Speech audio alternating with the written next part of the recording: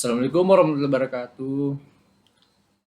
Di sini kami akan mempresentasikan tugas UAS mata kuliah pengantar ekonomi. Baik, sebelum itu saya akan memperkenalkan diri, yaitu perkenalkan nama saya Muhammad Apradi Makmur dengan NIM 2209075010022. Dan teman saya yaitu Perkenalkan, nama saya Ahmad Fadil Mubarak dengan NIM 220907502048. ya, baik. Di sini kami akan menjelaskan. Alasan kami mengangkat judul ini karena keadaan harga barang pokok kebutuhan dan barang penting yang tidak stabil ini menyebabkan keresahan bagi masyarakat dalam memenuhi kebutuhannya dan bagi pemerintah dapat menjadi permasalahan dalam stabilitas ekonomi dan politik. Deskripsi kasus, Indonesia mengenal 9 macam bahan pokok atau yang sering dikenal dengan sembako. Sembako adalah 9 jenis kebutuhan pokok masyarakat. Bahan pokok dalam sembako diantaranya adalah beras, gula pasir, sayur-sayuran dan buah-buahan, daging sapi, ayam, ikan, minyak goreng, susu, telur, minyak tanah atau gas LPG, dan garam. Karena bahan pokok selalu memiliki banyak permintaan di pasar, ada kalanya terjadi kenaikan harga pokok disebabkan beberapa faktor. Dan salah satu masalah yang sering terjadi di Indonesia adalah mengenai kenaikan harga bahan pokok yang belakangan ini kian menjadi masalah yang serius. Biasanya disebabkan karena adanya faktor iklim dan cuaca yang tidak menentu, sehingga menyebabkan petani gagal panen akibat distribusi ke masyarakat menjadi berkurang. Kemudian faktor infrastruktur seperti jalan yang rusak dapat menghambat jalur distribusi. Kemudian yang terakhir dipengaruhi oleh kondisi daerahnya. Ketiga faktor tersebut yang dapat mempengaruhi fluktuasi harga di setiap daerah. Kenaikan harga ini akan dapat mengurangi konsumsi masyarakat dikarenakan pendapatan masyarakat lebih kecil daripada tingkat konsumsi yang berakibat meningkatnya jumlah kemiskinan. Maka peran pemerintah sangat dibutuhkan untuk menyelesaikan masalah kenaikan harga bagi orang maupun keluarga yang tidak mampu, sehingga kenaikan harga bukan lagi menjadi masalah serius yang harus dicari jalan keluarnya. Baik. Pembahasan penyebab kenaikan harga bahan pokok. Yang pertama, penimbunan barang. Penimbunan barang adalah membeli suatu dengan jumlah besar agar barang tersebut berkurang di pasar sehingga harganya menjadi naik, dan pada waktu tertentu harga menjadi naik baru kemudian dilepas atau dijual ke pasar sehingga mendapat keuntungan yang berlipat ganda. Penimbunan barang sering terjadi terhadap barang kebutuhan pokok banyak dibutuhkan oleh masyarakat seperti minuman, makanan, alat kesehatan, serta bahan bakar minyak dan gas LPG. Penimbunan inilah dilakukan oleh masyarakat yang ingin memperoleh keuntungan lebih dan sebesar-besarnya dari menjual barang kebutuhan pokok dengan harga yang cukup tinggi.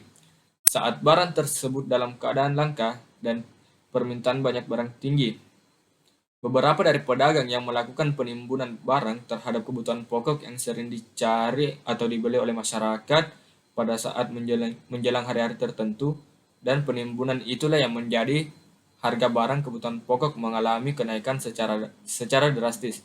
Bahkan barangnya pun sampai mengalami kelangkaan di sejumlah wilayah. Yang kedua, proses produksi. Proses produksi adalah aktivitas yang dilakukan oleh seseorang untuk menciptakan manfaat di masa kini dan di masa mendatang. Proses produksi baik pada perusahaan besar, menengah, maupun pada kegiatan produksi yang dilakukan pada perorangan atau usaha sendiri selalu mempengaruhi penentuan harga satuan produk yang dihasilkan. Karena dalam proses produksi melibatkan unsur-unsur seperti ongkos kerja, listrik, bahan dasar, dan unsur lainnya. Yang ketiga itu keadaan perekonomian. Keadaan perekonomian sangat mempengaruhi tingkat harga. Apabila harga naik, kebanyakan orang akan merasa lebih miskin daripada keadaan sebelumnya.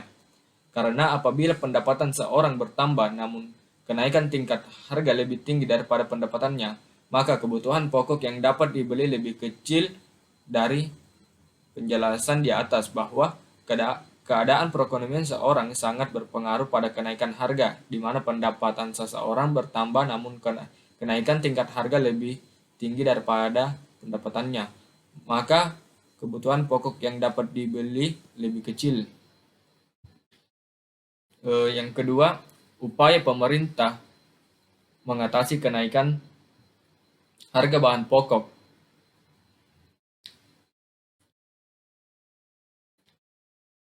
Kebijakan pemerintah dalam perekonomian adalah metode yang digunakan adalah metode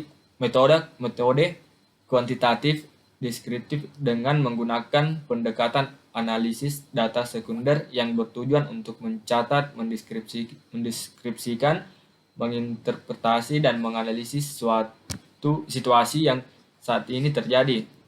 Dengan kata lain, penelitian ini mempunyai tujuan untuk mendapatkan informasi-informasi tentang kondisi sekarang, kemudian menganalisis berkaitan antar variabel yang ada.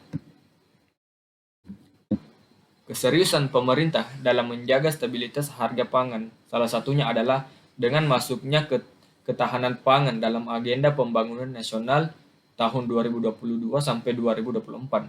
Selanjutnya, terkait dengan upaya menjaga stabilitas harga bahan pangan, diantaranya telah diwujudkan pemerintah dalam pengembalian kebijakan pada komoditas minyak goreng. Selain menjaga stabilitas harga pangan, pemerintah juga mendorong digitalisasi pasar dengan penggunaan transaksi non-tunai di pasar tradisional. Masyarakat dapat melakukan transaksi non-tunai dengan menggunakan Quick Response Code atau Indonesian Standard atau QRIS, yang merupakan standarisasi pembayaran menggunakan metode QR Code dari Bank Indonesia agar proses transaksi menjadi lebih mudah dan cepat dan terjaga keamanannya. C. Solusi dalam menangani kenaikan harga bahan pokok. Yang pertama, ikut menaikkan harga produk. Cara menyiasati kenaikan harga bahan baku dengan ikut menaikkan harga produk.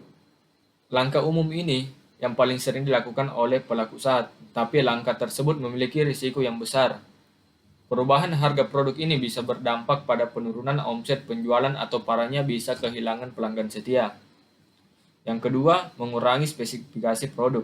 Caranya adalah menyiasati kenaikan harga bahan baku dengan mengurangi spesifikasi produk. Contohnya dalam bisnis kuliner, seorang pedagang bakso membuat ukuran baksonya menjadi lebih kecil, tetapi dengan harga yang sama. Cara ini sangat cocok untuk diterapkan pada kalangan masyarakat yang lebih mementingkan harga daripada kepuasan dan kualitas produk. Yang ketiga, mencari bahan baku substitusi. Cara menyiasati kenaikan harga bahan baku selanjutnya dengan mencari sumber-sumber bahan baku pengganti. Dalam menggunakan bahan baku pengganti tersebut, kamu tidak menggunakannya 100%, tapi hanya sebagai bahan pelengkap saja, agar tidak terlalu mengurangi kualitas produk yang dipasarkan. Yang keempat, menurunkan sedikit keuntungan. Cara selanjutnya kamu bisa menurunkan sedikit keuntungan. Sebagai pelaku usaha, kamu bisa tetap mempertahankan harga dengan menurunkan nilai keuntungan yang kamu peroleh. Yang kelima, efisiensi usaha. Cara menyiasati kenaikan harga bahan baku dengan efisiensi usaha. Maksud efisiensi usaha yaitu membuat biaya usaha menjadi lebih efisien atau hemat. Kamu bisa mencari tahu bagian mana harga bahan baku yang bisa ditekan biayanya. Baik itu dari sisi proses produksi, distribusi, biaya pemasaran, dan lainnya. Dengan begitu, kamu bisa melakukan efisiensi dari biaya yang ada. Contohnya, jika tadinya kamu selalu melakukan promosi berbayar, sekarang kamu bisa melakukan promosi yang gratis. Kesimpulan, yang paling sering mengalami kenaikan harga biasanya adalah beras, yang dapat memicu bahan pokok lain mengalami kenaikan harga, sehingga banyak masyarakat mengeluh karena tidak dapat membeli bahan makanan seperti sebelum harganya naik. Kenaikan harga bahan pokok sangat dirasakan oleh rakyat menengah ke bawah. Penyebab meroketnya harga di antara lain penimbunan barang atau makanan, minuman, alat makan, serta bahan bakar minyak dan gas LPG, proses produksi, dan keadaan perekonomian. Kenaikan harga pangan ini perlu mendapatkan perhatian dan fokus utama dalam agenda kerja pemerintah. Kebijakan yang dapat mengatasi kenaikan harga bahan pokok yaitu dengan mengimpor beras dari luar negeri yang berpotensi menghasilkan beras yang banyak. Mungkin cukup sekian yang dapat kami jelaskan. Assalamualaikum warahmatullahi wabarakatuh.